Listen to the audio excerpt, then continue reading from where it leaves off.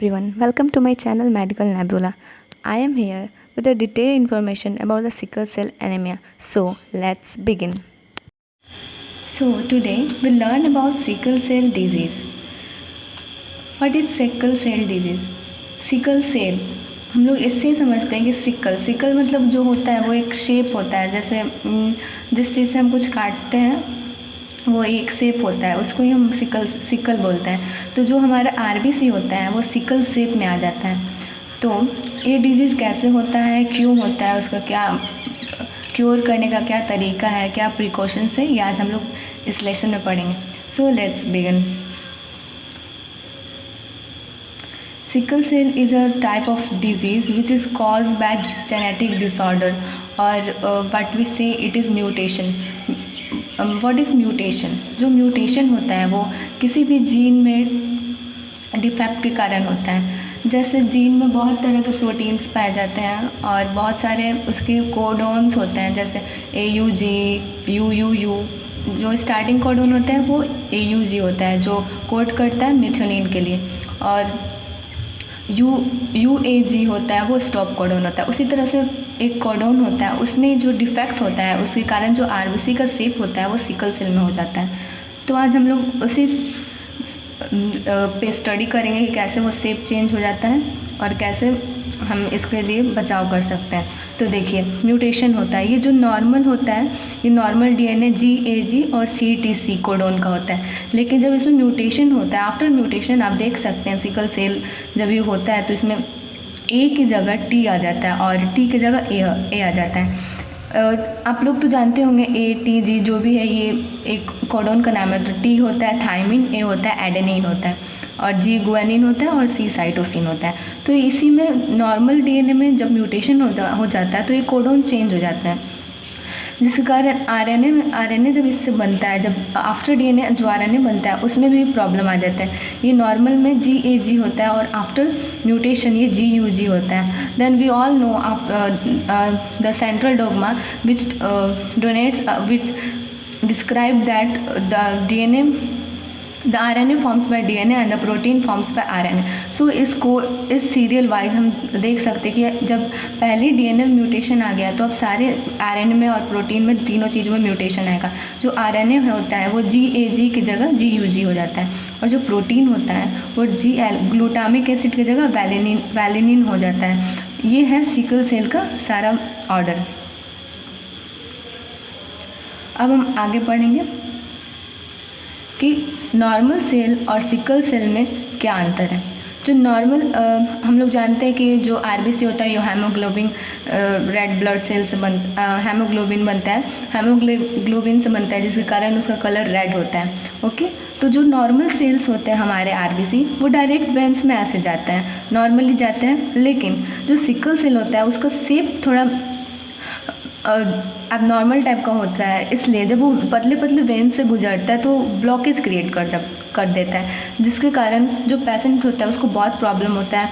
I mean to say that जैसे blood carry जो करता है, ऑक्सीजन को कैरी करता है आरबीसी, जब वेंस में ब्लॉकेज आ जाएंगी तो हम लोग जान सकते हैं कुछ मतलब ट्रांसफ्यूजन नहीं होगा ब्लड का, इससे जो पेशेंट है उसका डेथ का भी चांस बहुत ज़्यादा बढ़ जाता है। फिर हम लोग देखते हैं कि जो ये यहाँ पे ये हम शो कर रहा है ये डायग्राम कि किस एज ग्रुप को कितना सिकल सेल एनीमिया कितना इफेक्ट करता है। तो हम देख सकते हैं जो ब्लू वाला है वो एज 0 से 3 तक का है, और जो रेड वाला है वो एज 4 से 9 तक का है, और जो वाइट हम देख रहे हैं यहाँ पे वो एज 10 से लेके 14 तक का है। तो हम देख रहे हैं कि इस डायग्राम में पाई चार्ट में सबसे ज़्यादा एज ग्रुप 0 से 3 वाले, या मीन इन्फेंट मतलब इट मीन्स दैट बच्चों को ये ज़्यादा अफेक्ट करता है, छोटे बच्चों को। इसलिए जिस छोटे बच्चों को सिकल सेल एनीमिया होता है, जब ये इनिशियली स्टेज पर डिटेक्ट नहीं हो पाता है तो उनकी डेथ हो जाती है। अब हम आते हैं कि multidisciplinary care for sickle cell anaemia patient. अब हम इसके लिए क्या केयर करेंगे, क्या प्रिकॉशन करेंगे जिससे जो सिकल सेल एनीमिया पेशेंट है उसकी लाइफ स्पैन थोड़ी सी बढ़ जाए। एक्चुअली में देखा जाए तो ज़्यादा दिन तक ज़िंदा नहीं रह पाते, क्योंकि बहुत दिनों तक ब्लड ट्रांसफ्यूजन करना पड़ता है, वो अगर जैसे जो पेशेंट होता है सिकल सेल एनीमिया का, वो थोड़े दूर भी चलता है, तो जब थोड़े दूर चलता है तो ब्लॉकेज, तो सिकल सेल एनीमिया जब उसके पूरे बॉडी में है तो ब्लॉकेज क्रिएट करता है, वो तुरंत वो हाँफने लगता है, जिसके कारण उसकी तुरंत ऑन द स्पॉट डेथ भी हो सकती है। तो हम उसको take an iron free multivitamin daily, हम उसको एक आयरन फ्री मल्टीविटामिन टैबलेट्स खिलाएंगे और बैलेंस डाइट देंगे। और सबसे बड़ी बात है कि स्टे हाइड्रेटेड, या मीन इट मीन्स दैट हम लोग उसको हमेशा हाइड्रेटेड बॉडी रखना पड़ेगा।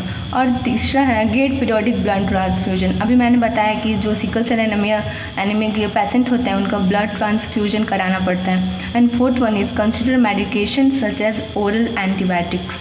अब हम डॉक्टर के हिसाब से सारे ओरल एंटीबायोटिक्स या मेडिसिन हम लोग जो सिकल सेल एनीमिया के पेशेंट उनको देना पड़ेगा। और सबसे मेन इसमें जो पॉइंट है, low stress levels as much as possible. हम लोग देखते हैं आज के जनरेशन में most of the people, young हो या फिर ओल्ड एज हो, सबको स्ट्रेस लेवल बहुत ज़्यादा हाई रहता है, बिकॉज आजकल इतनी भाग दौड़ की ज़िंदगी है, प्लस बहुत सारे टेंशन्स और बहुत सारे बात को लेके, economic problem, family problem and study problem, whatever. इसलिए जो सिकल सेल एनीमिया के पेशेंट हैं उनको हम पे ये ध्यान रखना पड़ेगा कि उनका स्ट्रेस लेवल हो एज मच एज पॉसिबल बहुत लो होना चाहिए। अब हम देखेंगे कि ये जो सिकल सेल एनीमिया वो कैसे इफ़ेक्ट करता है, कैसे जनरेशन वाइज ये अब आगे बढ़ता है। तो देखिए यहाँ पे हम देख रहे हैं, ये अनअफेक्टेड कैरियर फादर है और अनअफेक्टेड कैरियर मदर है।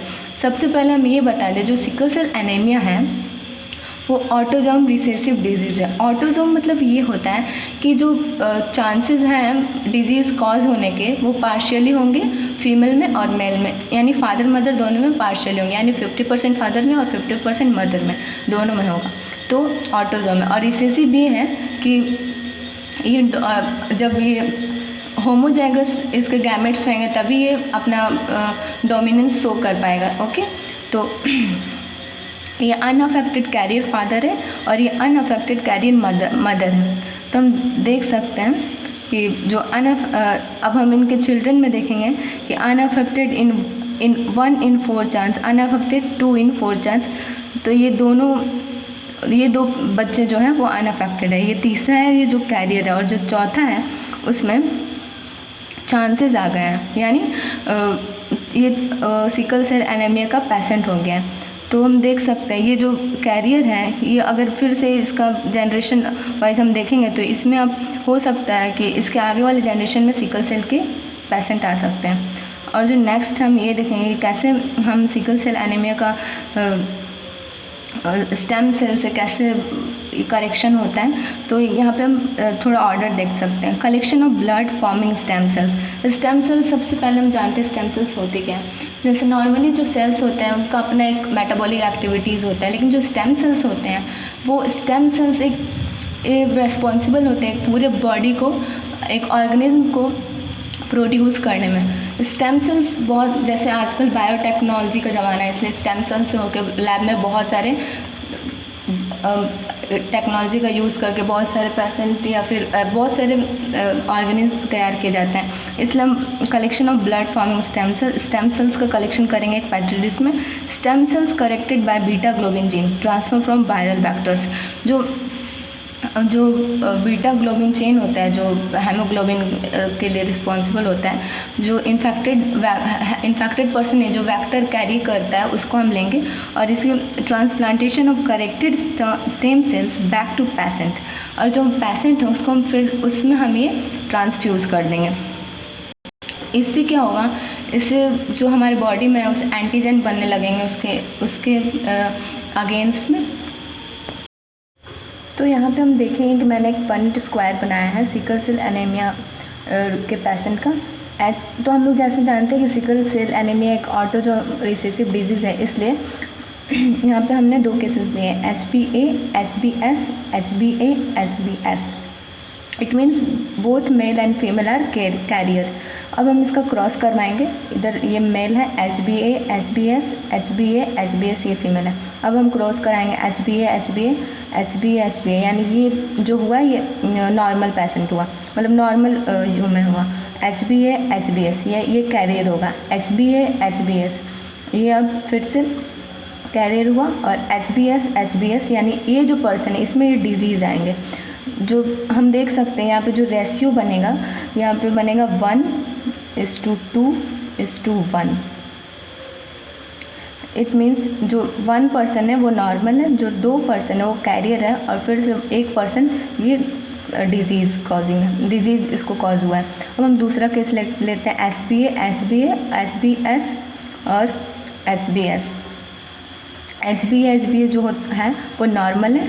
HBS और HBS जो है वो सिकल सेल एनीमिया के पेशेंट है। अब हम इसका फिर से क्रॉस करवाएंगे HBA HBA HBS और HBS। तो हम HBA और HBS का क्रॉस करवाएंगे HBA HBS। तो ये जो ह्यूमन होगा ये कैरियर होगा, और फिर HBA HBS ये भी कैरियर होगा, फिर HBS HBA ये भी कैरियर होगा, HBS HBA ये भी कैरियर होगा। तो हम इसमें देखेंगे all progeny are carrier. Okay, अब हम देखेंगे कि कुछ सिम्टम सिकल सेल एनीमिया के। जो सबसे पहले हम देखते हैं कॉन्सेप्ट पे आता है एनीमिया। एनीमिया में इसका हम पहले वर्ड को देखेंगे कि क्या इसका मतलब है। एनीमिया, तो हम एमिया का मतलब पहले समझते हैं। एमिया का मतलब होता है ब्लड, और एनीमिया जब पूरा फुल वर्ड है तो यानी it means that deficiency of blood.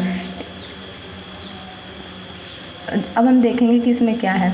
Life span of RBC जो होता है वो 120 डेज होता है, लेकिन जो सिकल सेल एनीमिया के पेशेंट है उनका जो आरबीसी होता है वो मात्र 45 डेज़ का होता है। और जो जिसको सिकल सेल एनीमिया होता है उसमें ये होता है कि जो आरबीसी होता है, आरबीसी डिस्ट्रक्शन इंक्रीज, मतलब आरबीसी बहुत मात्रा में डिस्ट्रक्ट होने लगते हैं। एंड द सेकंड वन है वो है वैसो ऑक्लूजन। वैसो मतलब होता है डिराइव फ्रॉम वेसल, और ऑक्लूजन मतलब होता है ब्लॉकेज, जो हमारे ब्लॉकेज आ जाता है। I will show you how the RBC change in the sickle cell shape. So this is the video of the changing of RBC into a sickle cell RBC. So and the next one, you see here how the mutation occur in the beta globin chain.